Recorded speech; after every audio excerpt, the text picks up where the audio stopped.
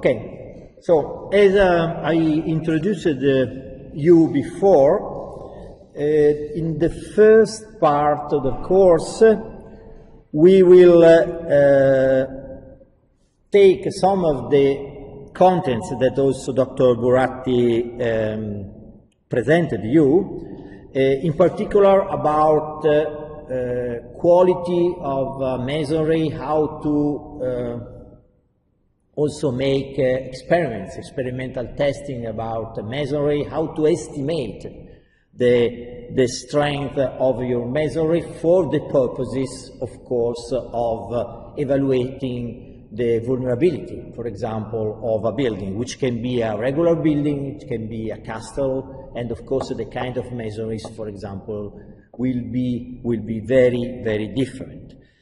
Then this will be roughly the first date altogether. Then we will go from the material to the elements. When I say elements, I mean walls, for example. So when we talk about masonry strength, is the strength of the material itself, but of course knowing which is the strength of the masonry is not enough, because what is very important is to know which is the strength of, for example, a panel of a wall, depending on the kind of possible mechanisms that can occur. So when we go from the material to the elements, we go from masonry strength to that we call capacity model for masonry walls. Capacity, you probably remember this word from Buratti, is an open word that means not only strength, but is also deformation capacity, for example. Because especially when we talk about seismic actions, it is not sufficient to know which is the strength of a panel, but also its deformation capacity is very, very important for many, many reasons that also Dr. Buratti discussed, and we will go in. After this first part, we will, still talking about vulnerabilities, we will talk about how to assess the vulnerability of a building, which can be the methods of analysis that can be at different scales, that can be, for example, finite element modeling or macro element modeling, etc. With every method has some advantages, has some drawbacks. We will discuss about it. And then when we talk about vulnerability, the main thing that we will have to consider separately are that one thing is the behavior of a masonry wall in its own plane, and a completely different thing is the behavior out of plane. A good behavior of a masonry building is when the building is working as a box, but in order to be a box, of course, the walls must be connected together, and there is some interaction between the behavior of the panel in its own plane and the behavior out of plane. But this division between the two behaviors will be much better described in the following.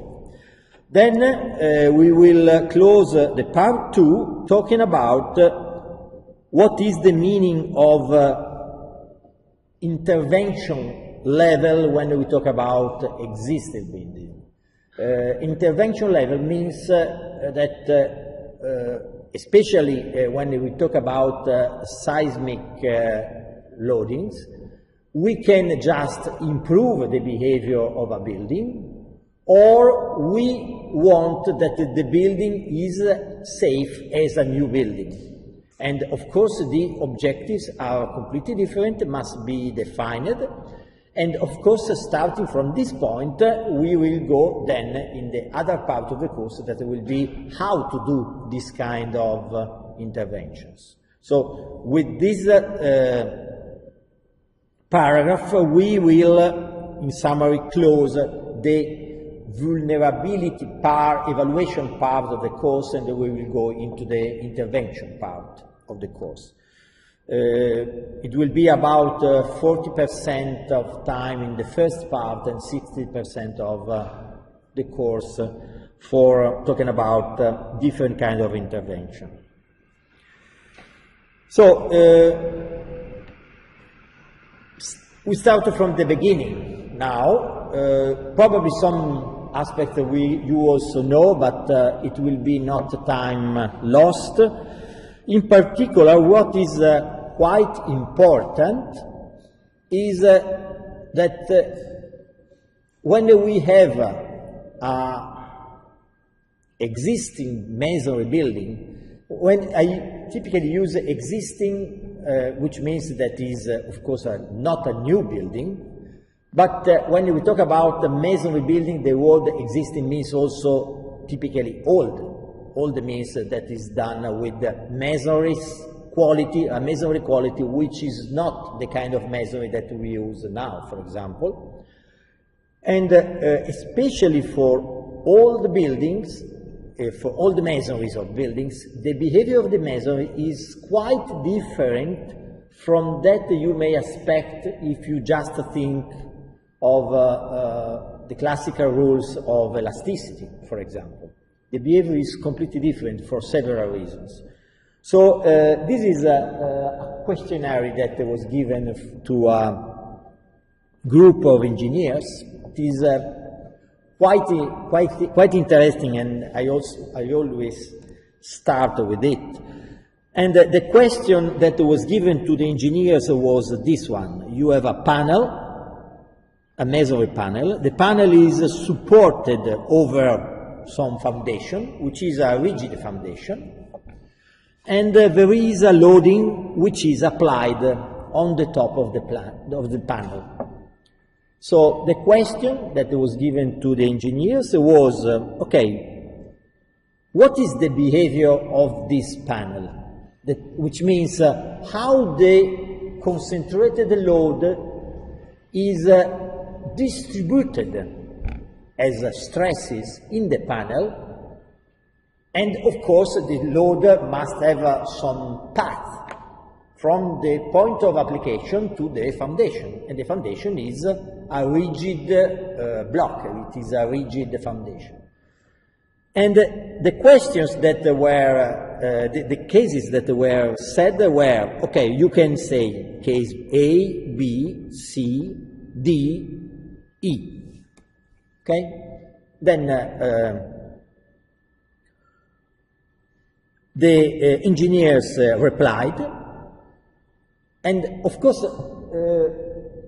the distribution of the answers were that most of the engineers said, okay, the behavior is something between C and D. What are C and D? That, for example, C and D are different just because of the angle of amplitude of that distribution cone of the stresses, okay? It is 60 degrees, which means plus minus 30 in the first case, plus minus 45 in the second case.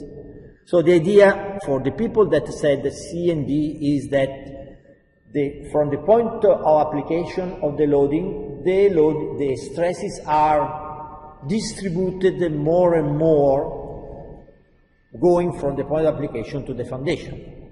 Okay? So if it is 60 or 90 degrees, depends on some issues that we have not discussed.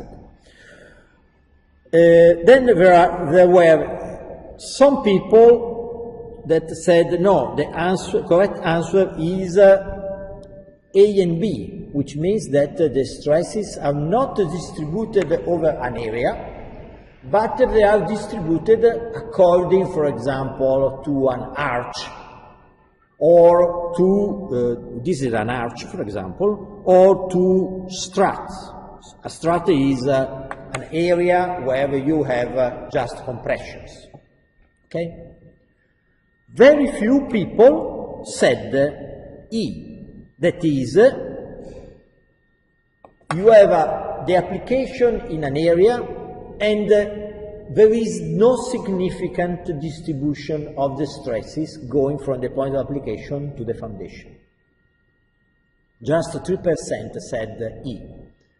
Okay, which is the correct answer? You see directly on the picture. It is the question that was almost from nobody found correctly. But of course we must explain why E is the correct answer with respect to the other ones. I said we are talking about old buildings. So what is a characteristic of an old masonry with respect, for example, to a new masonry, which means a masonry blocks, masonry mortars adopted, used now, for example, for masonry buildings?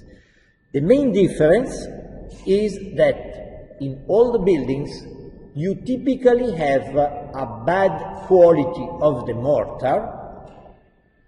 We will talk about what is the quality of the mortar, how to estimate, etc. But just take the concept for now. Bad quality of the mortar, bad quality very often of the assembly of the blocks, that is, blocks which are not assembled regularly. And if these two things occur, bad quality of the mortar and the bad assembly, the mason is not able to distribute the loading.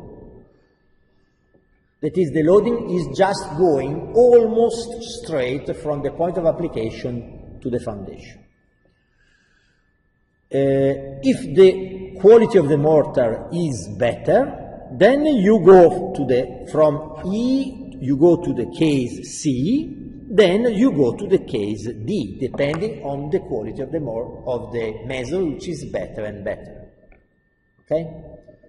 So the angle of amplitude of the distribution depends on the quality of the mortar. Of course, the greatest is the angle, the better is the capacity of the mortar to distribute concentrated loadings. And so, for example, you can have, if you have just, for example, a wall with a wooden beam on the wall, if the quality of the mortar is good, the load is very high here, but then is distributed and it is smaller and smaller going from the beam to the bottom. But if the quality is not good, you have a concentrated loading, very high pressures all over along the vertical area of the beam. So this is a very, very important issue with the consequences that we will see, for example, in a picture that I'll show you in a minute. Just a few words why A and B are not correct. They are not just crazy answers, because very often we have arch behavior in masonries. But why it is not correct now? Because of the kind of foundation. Because if the foundation is rigid, then there is no formation of an arch distribution of stresses. Because arch distribution means, you see here, that stresses are limited to two areas where that arch is going. For example, if you have columns, if the masonry wall is supported over columns, then typically you have a formation of an arch behavior. Just an example. For example, think about what you can have if you have columns. You have sometimes you have wooden beams, okay, and then the masonry. this is not a case where the foundation of the wall is rigid, because this is a wooden beam, okay? I'm talking about, of course, the upper part. So the beam are, in some sense, the foundation of that wall, but they are not rigid. Why? Because the stiffness of a wooden beam is very small with respect to the stiffness of the masonry. So, in this case, you start having a distribution which is something like an arch behavior, because the beam is weak in terms of stiffness. But the case that was subject to the engineers was the case of a rigid foundation. Okay? So, and finally, because this is quite good also to start discussing freely, what is the difference between A and B, for example? When you have that the distribution, for example, consider this case that I showed you before, that the distribution is in terms of an arch or just two struts, two horizontal, two straight struts. You have an arch typically when you have a distributed loading. For example, this case that I was showing is a distributed loading, okay? Because it is the weight of the masonry, that there is the weight of the slabs, which are distributed all over. But if instead you have just a force, and you have some for example, consider the case, it is not a real case, but the case where the masonry has not a significant weight. It is, we try to neglect the weight of the masonry. And we have over the masonry a force applied here, then you have a formation of just two straight areas that are distributing the loading from the top to the columns. But of course, this is almost never the case, because the weight, the self-weight of the masonry is significant. So typically, you have the formation of an arch, as I said before. So I started just to show you something that can be quite different, for example, from what you think when you make some elastic analysis, for example.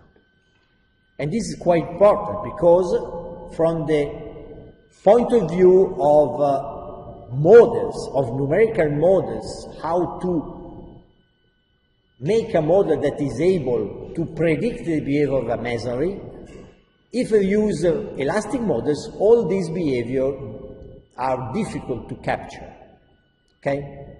So when we will talk about models, we will have just to make some more careful discussion. Okay, this is just exactly the same idea with just a different example.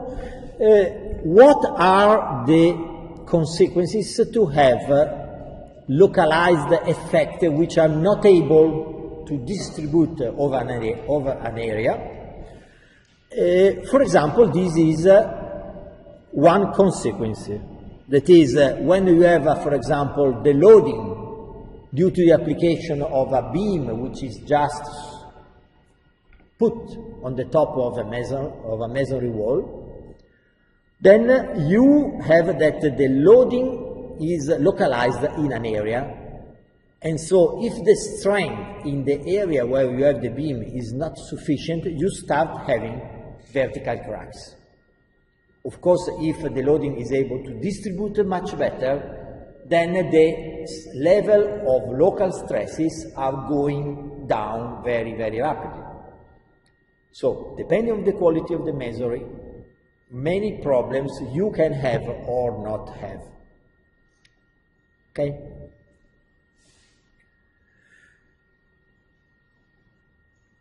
Other characteristics of masonries are that Typically, you consider the masonry as a unilateral constraint.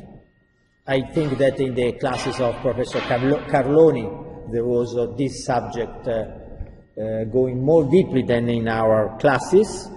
Unilateral means, as you see, for example, in this picture, that when, especially here in this area, that when you have two walls that are connected, typically the walls are able to support compression, but they are not able to support significant attractions. Okay? So unilateral means that, for example, in compression, this wall will work together with the other one, but if instead we have some action that are putting tractions at the level of a conjunction of two walls, typically you have a detachment. The fact that you have detachment or you have still some properties of the walls of being together depends on the quality of the masonry in the area of the corner, of course. If the walls are connected or not. If they are connected, there is some possibility, of course, of supporting some traction. If they are not connected at all, you have just this behavior.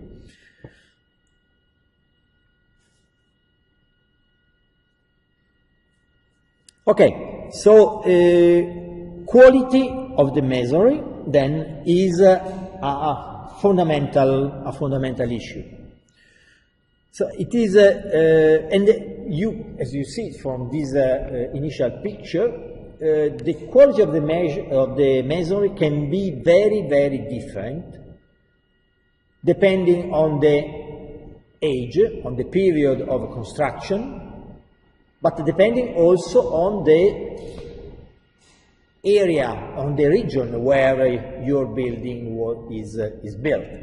For example, masonry buildings in the area of the Pianura Padana are completely different, for example, from those that we have in the center of Italy, for a very, very simple reason, because of course, especially in the past, people used the materials that were available in the area, except for exceptional buildings, palaces, for example. Then there was also the money to bring the material from other areas, but instead, for example, in the Pianura Padana, typically you find bricks which are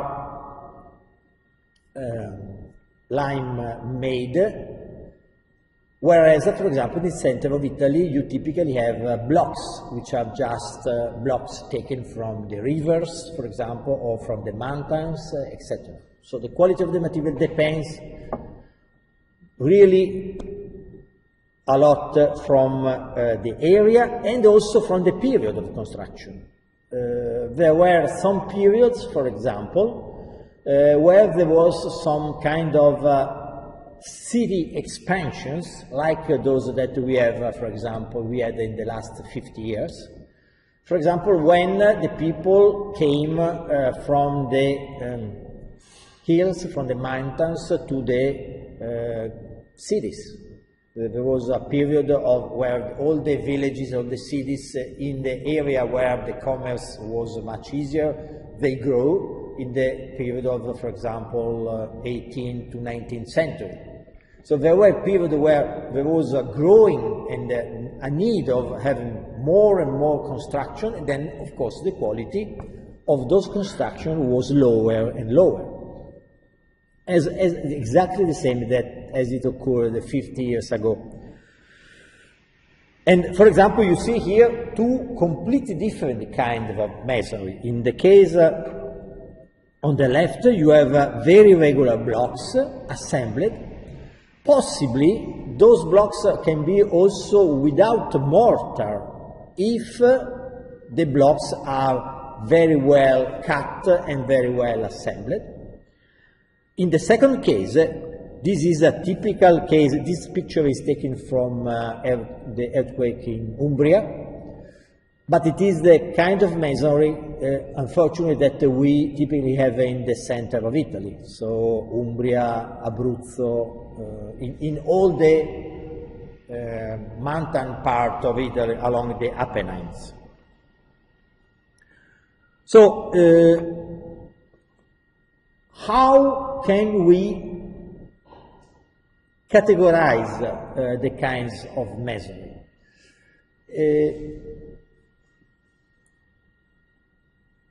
There are some rules at the beginning to try to give I can say, not a quantitative evaluation of strength, which is a different thing.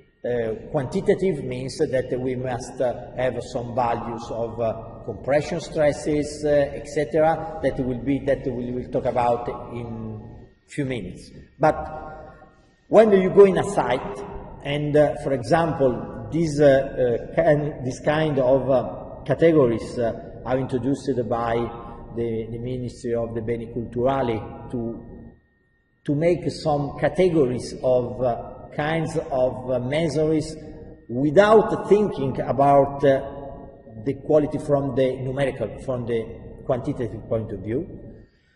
But it is very important to understand, okay, but it is a good quality, medium quality, or bad quality of masonry, just to have an idea. And there are some rules that are quite interesting and very often used. They evaluate the quality of the masonry depending on 5 parameters that are still evaluated from the point of view of engineered expertise. It is not quantitatively. But I will show you some pictures to show that it is quite a scientific way of proceeding. Anyway, for example, you see here, but we will go into the details. For example, if we have horizontal mortar layers, and which is the shape of those layers. This is the first parameter. The second parameter is how are organized the vertical layers. They are aligned, they are quite well staggered, you must estimate. Then the third parameter is the shape and the dimension of the elements, in particular of the bricks. If you have great big blocks, typically the quality of the masonry and the strength is greater, especially if the big blocks are also very well cut. If they are small, it is just almost like a gravel of a river, so the quality is much worse. So shape and dimension is very important. Then very important, presence of transversal elements, those that we call in Italian diatoni. Okay, there are also translations, nice translation. I like better to call transverse elements because with that name you can also discuss also with people from out of Italy, which are of course very important. You see here, for example, that these are, in this picture, these are a wall with 2 main leaves. If the 2 leaves are connected, the 2 leaves may work as a wall. If they are not connected, of course, you must have a separation of the walls. Separation means that the slenderness of the walls is much greater, and etc. So connection is very important. And then finally, the quality of the mortar, of course. But it is not the most important issue that I want to remember you. Why? Because it is much more important how the masonry is organized. That is the shape of the beds, which is if the blocks are regular or not. Because if the blocks are very regular, you can also not have mortar, and you have a good strength, because of course you have the compression of the weight that is helping you to support, for example, horizontal forces. So these are 5 criteria, and depending on which is the judgment that you will give on those, you will define the masonry quality of type A, which means good quality, or B, intermediate quality, or C, poor quality. Okay, about the importance of connections, this is a picture that is showing you what I was saying before. Of course, if you have a connection, the wall is working together. If you don't have connection, of course, and especially, for example, this is a kind of mason with 2 leaves and an internal core. Of course, the 2 leaves, if are not connected, the real masonry supporting the loading is only this one. But they are very, very thin. If they are not connected, of course, the possibility of having instability of the wall, even if the strength is sufficient, but they can be unstable.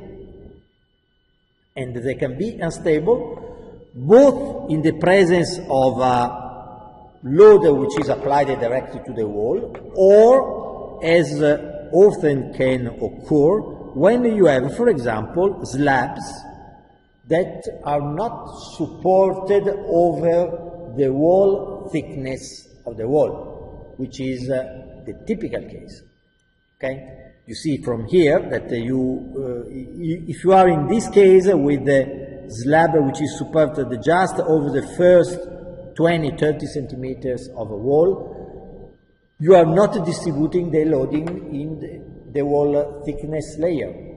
You are able only if the 2 parts of the masonry are connected.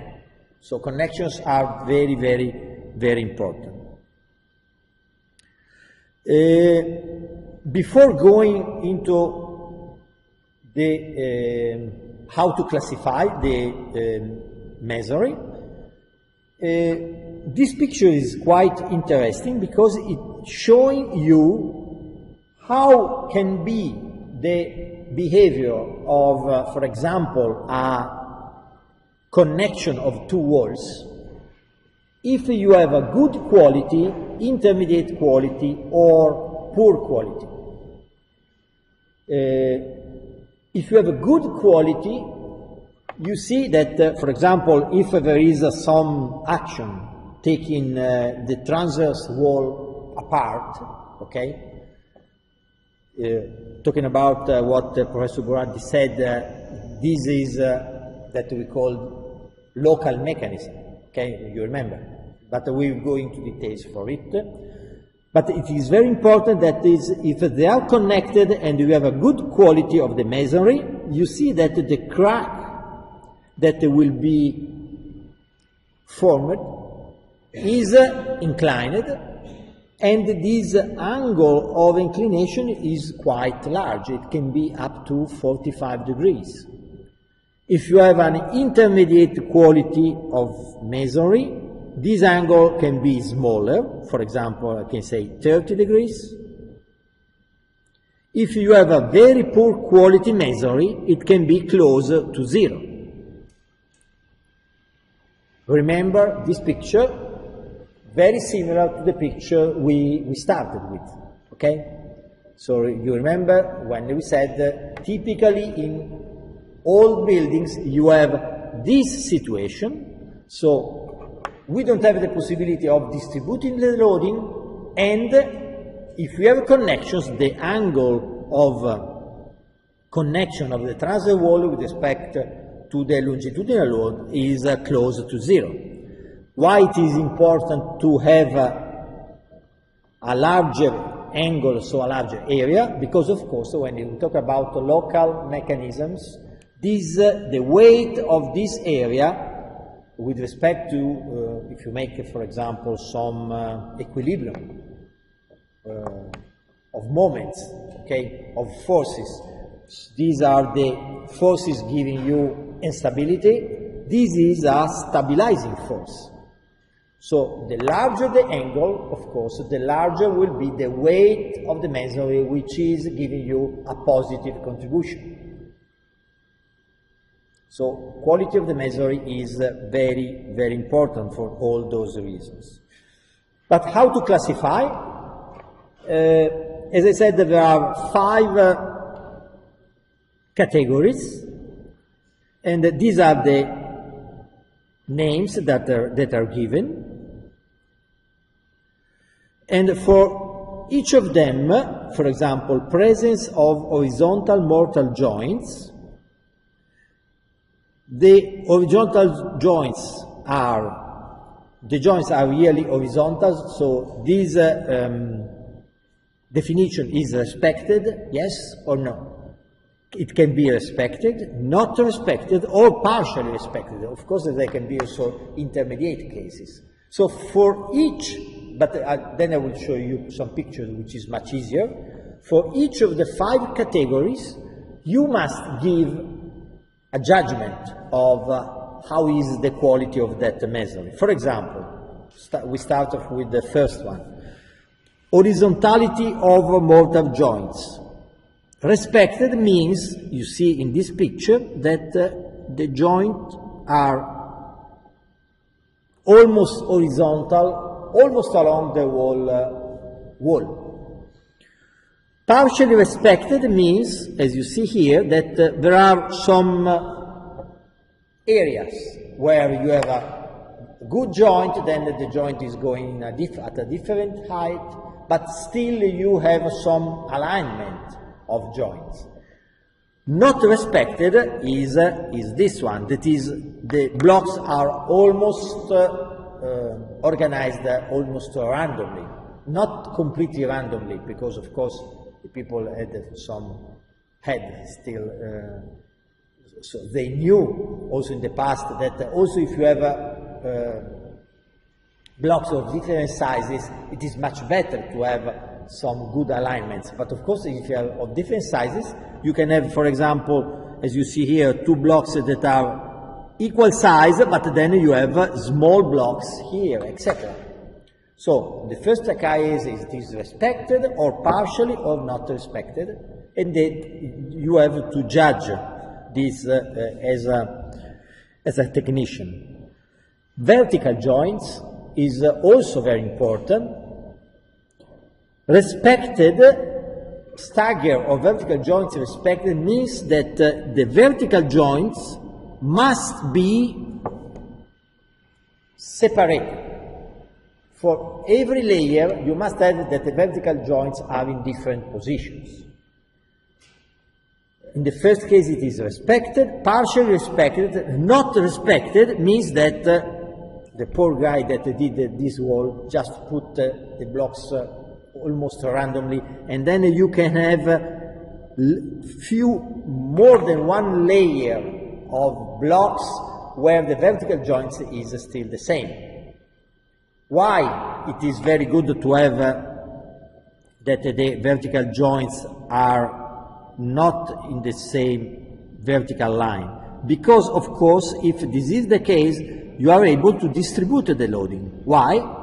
You start loading this element, for example, then this element is supported by these 2 elements. These 2 elements are supported by the other 3, etc. So it is, if instead you have the vertical joints that are going vertically, you are not able to distribute the loading. So this is very important, at least as the quality of the horizontal joints. Shape and the dimension of the blocks. If the blocks are of greater dimension, of course it is better, because the inner quality, the inner strength of a block, of course, is much higher than the strength of the final masonry. So greater blocks are much better. So in this case, shape and dimension are defined by two adjectives. One is if they are regular or not. The other one is the size. For example, you see these are regular and big size. These are regular and medium size because you have blocks smaller. Going into the last one, irregular and the small, which is of course the worst case. Okay. Then there is, let me see, there are two other categories, very, very simple. The first one, the fourth one, is the presence of connection elements. So either they are present, partially present, or not present, you have three categories. And the quality of the mortar. If it is a hydraulic mortar in good condition, or it is a lime-based mortar of a poor quality, are three different categories. So how to judge the quality from all those categories? The criteria that is used is quite simple. For each one, you see, there are some grades. 210, for example, 210, 1.51, 0.50, etc. And depending, for example, you have 2 points from the first, 2 from here, then you have 1, then you have 0, then you have 0. You make the summation of all those points, you find a number, and then there are some ranges for this number to say, okay, if it is high, it is a quality A or B or C. So this is, of course, not a quantitative evaluation, because we are not saying which is the strength of the masonry, but it is very, very important to classify from a first insight the kind of masonry that you have in your building. If there are some schemes, some examples, those are reported in a big manual that was prepared by the Civil Protection Agency in Italy, with a lot of people all in the whole Italy. These are written in Italian, but I just wanted to show you how they work, which is the most important point for me. These pages are organized, and for example, people that have to make some project that must be analyzed also from the point of view of preservation, typically are required to make this kind of scheme. That is a couple of pictures of the masonry, a picture by hand showing the most important elements, that is how the engineer and what the engineer understands from the picture. Then there is a description of the materials, a description of the geometry, and then there are points to arrive at the quality index. For example, in this case it was 8. 8 is in the category A, for example. Also from, if you start working with this kind of schemes, you also understand very well the differences. That is, what is the best quality of masonry? On the left or on the right? It is quite evident, it is on the left. And of course, in this case, it is A. Here, it is not good, and you see for several reasons. You must make all the classification that we said before, 100, etc. Quality index is 1.5, category is C.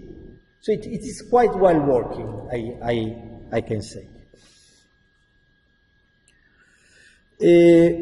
Now I go very, very rapidly with some pictures now. the quality can be up to C or D. There is also a category D, which is almost zero for all the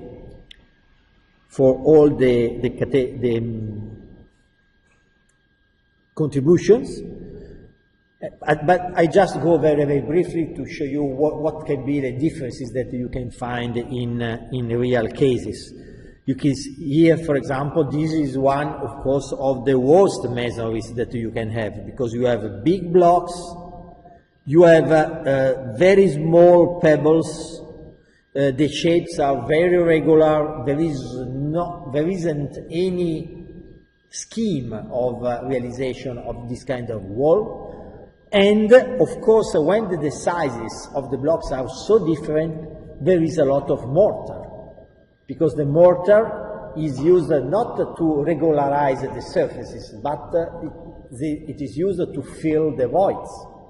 So, for example, you can have here some thicknesses of a mortar of 5 to 10 centimeters. And you can imagine that in the interior of the wall, it is typically even worse than that you see on the front. When you have the mortar, which is more than 1-2 centimeters, having so large thicknesses of mortar is reducing the strength of your masonry really, really strongly. Why? Because there is also a different two reasons. Of course, the quality of the mortar in terms of strength is much smaller with respect to the blocks. But also, the deformability is completely different. Of course, the mortar is much more deformable than the blocks.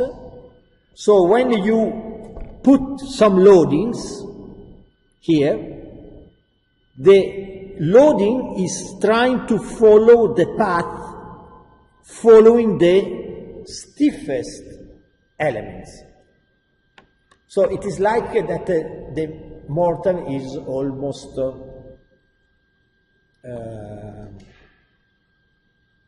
not useful at all, because it is just as the blocks are just put one over the other one over small surfaces. Why? Because the mortar is deforming a lot because of its very low elastic modulus. So this is one of the worst cases that you can have. This also, of course, is a bad quality masonry. In this case, you see from the shape that these are pebbles taken from the river, you see, because they are round shapes. And of course, when you have round shapes, in order to make a wall, you must, you see, fill the voids with smaller pieces, and then smaller pieces, and then there is some mortar. But you don't have any organization in terms of horizontal, vertical lines at all. So this also is a class D case of masonry.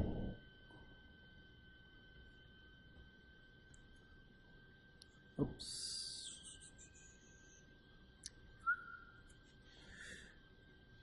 This is going better, you see. Now you start seeing some, at least as far as the horizontal lines is concerned, this is much better, but from the point of view of vertical head lines, this is not a good masonry, because the blocks are like a squared shape, and you see that vertically you have almost vertical lines dividing parts of the masonry. So it is better than before, but it's still not a good masonry. Let me go ahead. Sometimes the masonries are organized with different materials, And for example, this is a technology that was used in the past to improve the quality of the masonry. And there is the reason why it is improved. Even if you start from the beginning, you can think that it is just a strange idea. Consider, for example, the pictures on the left. You see that you have blocks of arenaria, in this case you see from the color, and then every, I can say, like 1 meter, 1.5 meters, there are 2 layers of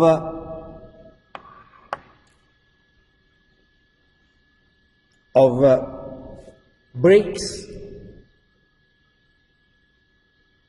and then you start having a new part of the wall still with the blocks on the top. Why those artificial bricks can improve the quality of the mortar, of the wall? This is quite interesting. Also because you must think to the people that these were pictures taken certainly from the mountains, for example, from the Apennines, typically. So, using artificial bricks where the artificial bricks were not produced, it was a cost for the people. So there must be a reason to use them, okay? The reasons are two, and are two very favorable reasons. The first one is that when you use the artificial clay bricks here, you are able to realize like a flat surface, and from that flat surface you start realizing the upper part of the wall. Then you realize another flat surface, and then you start to realize another part of the wall. That is, it is not just to put blocks randomly, but it is a sort of a realization of layers of walls every time you start from a flat surface. Of course, the regularity of the wall is strongly improved for that reason. But there is another very interesting reason, and it is the reason why always you see not just one layer of bricks, but always at least 2 layers of bricks. And the reason is this one. Let me take a white paper. That is, if you just put one layer, and here you have all your blocks, okay, and the other blocks here. If you have just one layer, the strength of the wall with respect to some transverse forces is very, very low, or at least those bricks are not improving, certainly, the strength of the wall transversely, okay? Why? Because there are, of course, there is the mortar between them. Instead, if you put 2 layers,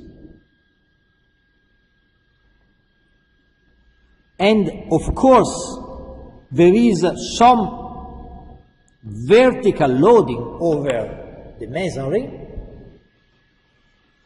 where you have 2 blocks, I'm just separating them, because of the presence of the vertical loading, there is some friction between the bricks, and friction means the possibility of supporting some tractions in the transverse direction.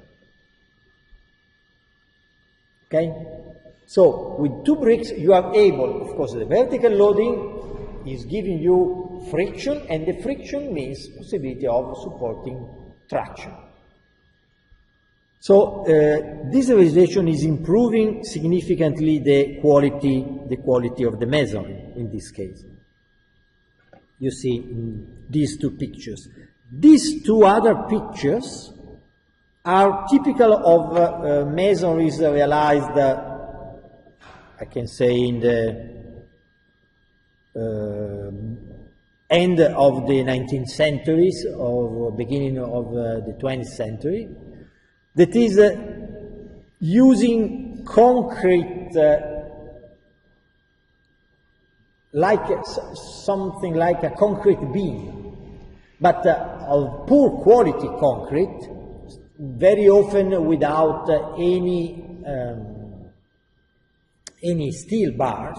That is just the concrete material. For example, 1 meter of masonry. It is like to realize like a ring beam, but without any steel. Okay? The idea is just to replicate something similar to the case that we have on the left. Of course, the strength of that concrete transversely is a low quality strength. But it can be sufficient, for example, to avoid some overturning of some walls, etc. Every time you have some traction strength, of course, you are going, let me go here, you are going from this case to this. You are able to this when you have some traction capacity, okay, at the level of the wall. For those, for example, the class that was defined was C or B, depending on the size of the blocks.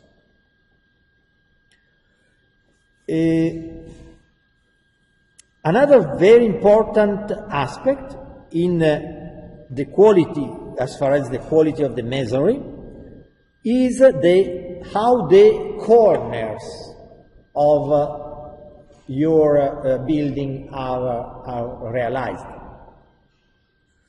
Which means that you see here 3 examples. Here you have these are walls made of arenaria. Those are blocks that are cut from the mountain. But when you arrive at the corner is very well realized with artificial bricks. And those artificial bricks, you see that when it is very well realized, one is long, one is short, the other one is long, this one is short, etc. Why? Because in this way you are able to make some interlock connection between the end part of the wall and the inner part of the wall. Of course, to see better how the corner is organized, you should see in a section, because it is the best should be to have, for example, that this is one block, for example, this is the other block, this is the third, that is, they are put in this way, okay? Why? Because in this way you are able to have a good connection between the wall number 1 and wall number 2, but also because this is in one direction, this is in the other direction, you also have interlock with respect to the inner part of the wall.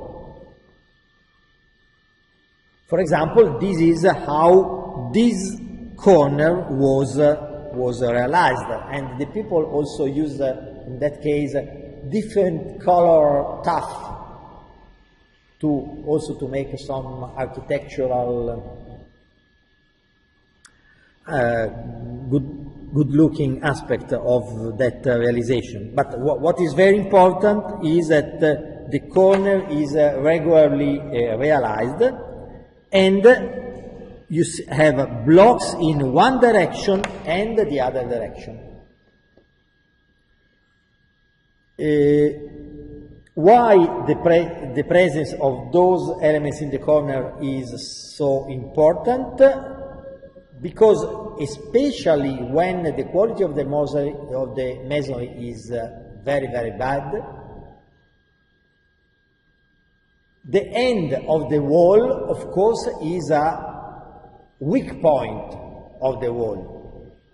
Just think about what can be having blocks that arrive up to the end of the wall without any organization. Of course, you must have that the water, the rain is taking out parts of the blocks, etc. And very few years, if you don't have nothing in the corner, in very few years, you must destroy the wall.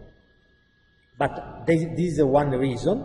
The other one, of course, is that, as I said, when you have a good interlocking between the two walls, that interlocking typically is able also to preserve also the walls. These two pictures, for example, are taken from the earthquake in L'Aquila, and you see here that the quality of that corner was so good that it was almost the only part of the masonry that was preserved. There was the corner, there was a little part of masonry on the two sides, but then the other part of the wall was not able, for example, to support the earthquake forces out of plane. But the corner was much stronger than any other element. On the other side, look, for example, at this small house that was restored, but it was restored almost only from the architectural point of view, that is, without any injections. So they just closed the layers of mortar with a new mortar, but inside the quality was very, very poor, and especially in the corner was very, very poor, so that every time, if you don't have anything, any good realization, the corner is, of course, a weak point for the building. In particular, in this case, there was also the corner of the roof, which was supporting over the masonry, and in this case, you see that there was a full collapse of the weakest part of the building, which was the corner. If instead the corner was realized with big blocks, very well organized, this will be instead a strong point for the construction. Then finally, we can go to very well organized masonries. You see from here, sometimes also without any mortar, as you see from here. But the good quality is because the stones are very well cut, very well, same height, for example, you see, very well organized also in terms of vertical joints. And this is, of course, very easy when you have tough stones. You know, these are the stones that are cut directly from the ground in the southern part of Italy. For example, you think about in Puglia, for example, or in Campania, for example. In those cases, you can cut directly the shapes of the blocks as you want. And of course, they have the same height and the length that you want. Just a few pictures also to go instead to clay bricks and masonries. And you see that here I put together completely different blocks. For example, this one is possibly an old masonry, and this is the kind of masonry that masonry that is typically used, for example, in the Pianura Padana. Then, of course, in the centuries, it was the quality of the blocks was improved, not significantly, but it was the quality of the mortar that was improved. All the other ones, of course, these are new artificial blocks for new constructions. What is that I want to put to your attention here is that also when we have new blocks, new bricks, the quality of the masonry can be good or not, depending especially of the percentage of holes. Typically, for the Italian guidelines, 45% of holes, which means that which is the percentage in area of the holes with respect to the full dimension of the block. If it is smaller than 45%, these blocks are considered to be used also for structural purposes.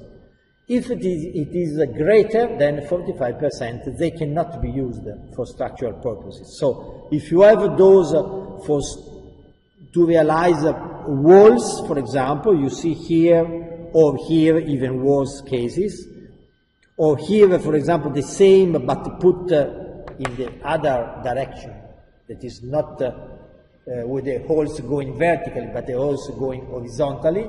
Unfortunately, sometimes you see some small constructions made in this way. The quality of the masonry must be considered of the lowest category, because these are not structural materials. They are blocks with much more voids than clay material.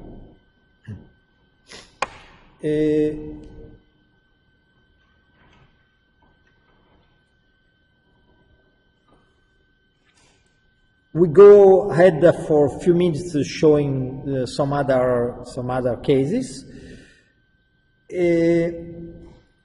Sometimes there are masonries which are called framed masonries.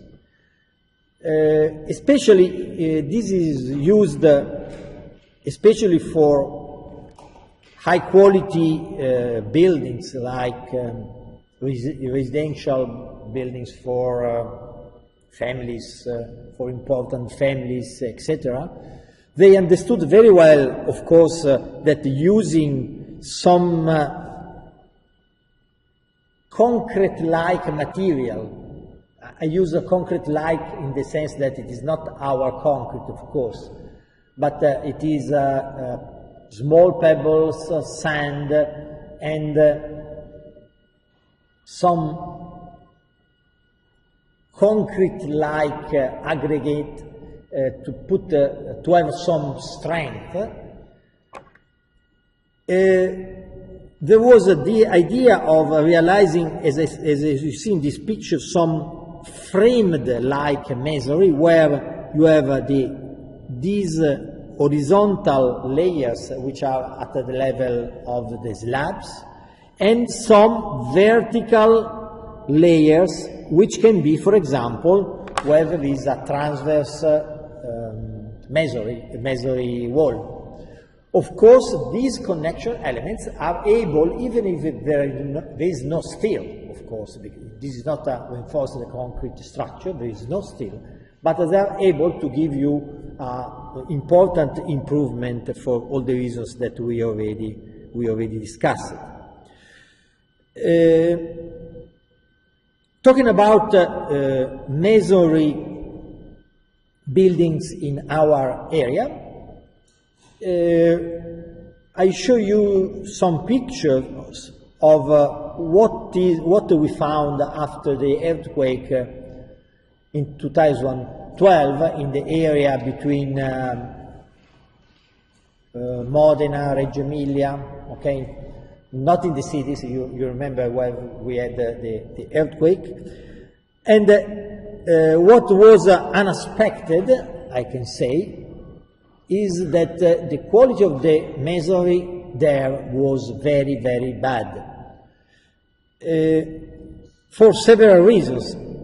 I want to show you these pictures because very often when you say, okay, clay bricks, we think about to this masonry, this kind of masonry. But this is not,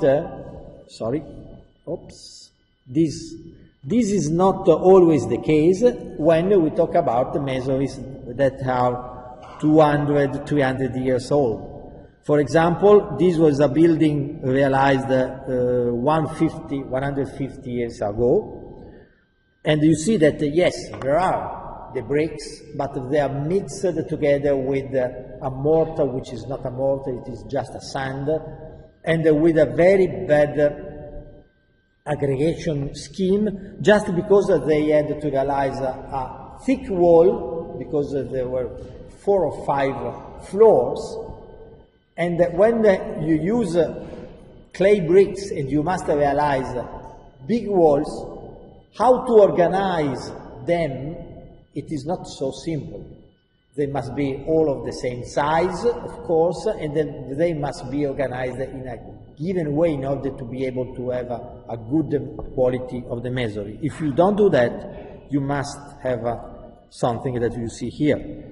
Or, for example, very often, this is what we found, this one we found in Emilia, 2 leaves or 3 leaves, just because you must have a greater thickness, but without any connection. Of course, if you don't have a connection, you have all the problems that we discussed before. Or, for example, other problems related to some new intervention that just cut part of the masonry, putting some beams, etc. Or, for example, you see here, this is a wall realized with the blocks, with the bricks put in this direction instead of the other direction, because they had to do 25 centimeters, and 25 centimeters, it was much easier to put the blocks in this way. But of course, you can imagine that here the vertical heads are almost aligned because of the small dimension of the blocks in the transverse direction.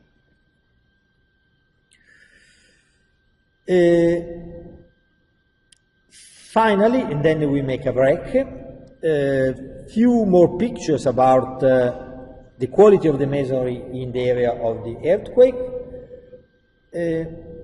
Another important issue about is the quality of the mortar and the quality of the bricks. For example, for the bricks, not all the bricks are the same. Good clay bricks must be cooked, of course, but very often we can find in poor quality masonries, we can find uncooked bricks. When I say uncooked, it means just bricks that are realized just putting some pressure and not cooking them. Of course, the strength of these bricks is probably 1/5 or 1/10 of the strength of good quality bricks, cooked.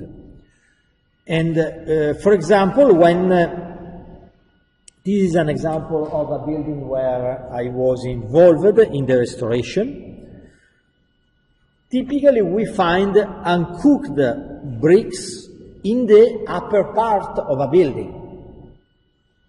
Why?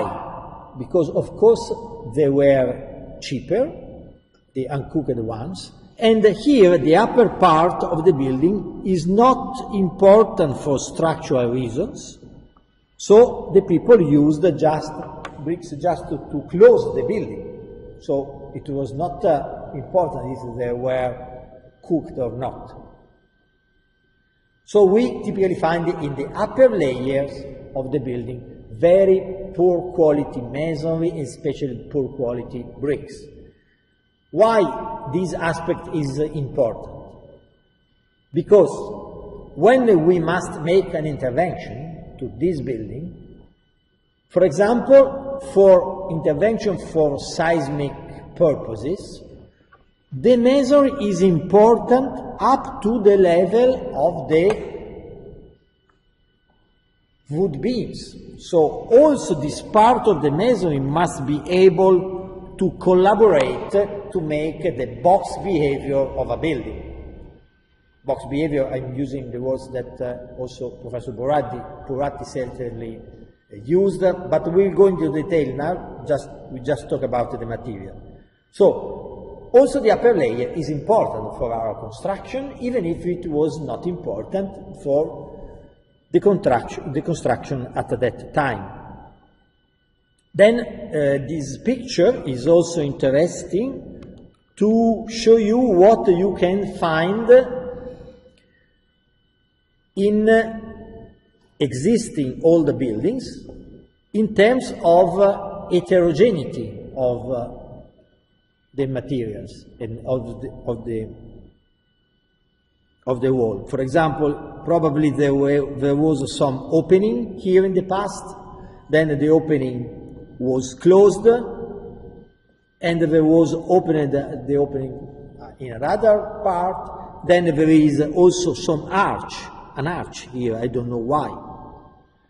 And this was a quite a regular building. It was a building that you can find isolated building. There was no idea of that it was a building realized in different periods. You can imagine in a really historical building the difference in the inhomogeneities that you can have.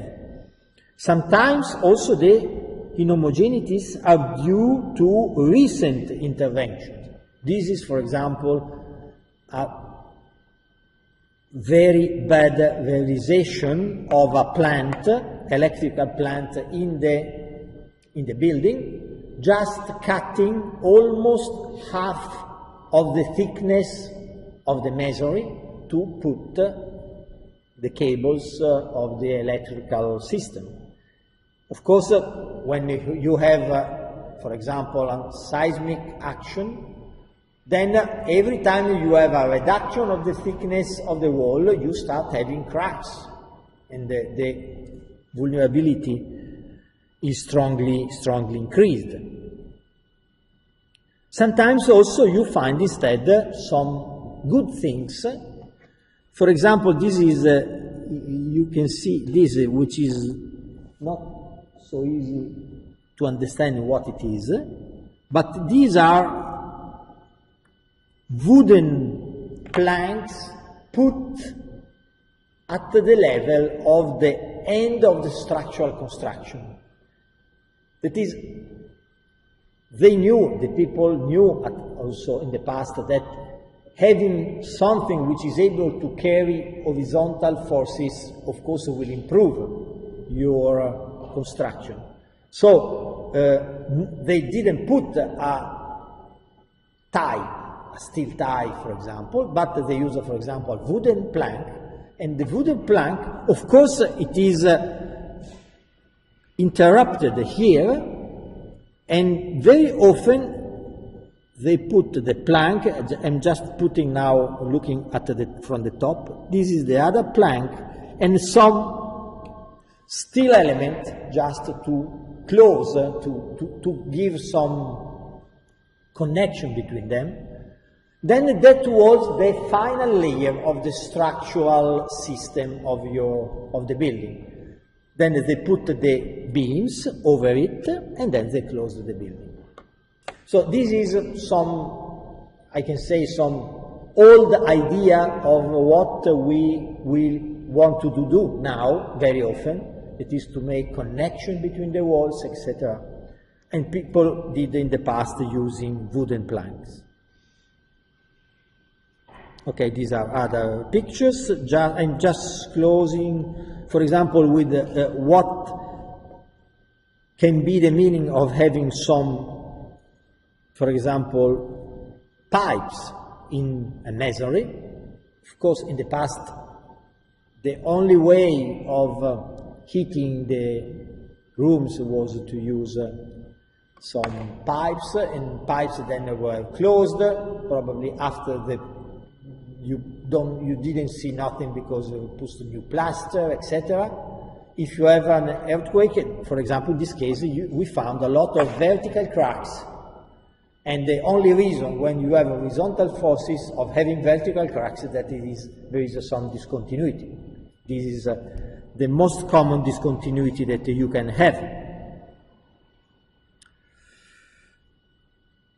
Okay, now we stop for a while because after the break we want instead go from a qualitative evaluation of the quality of the masonry to some quantitative, that is in terms of strength and testing methods.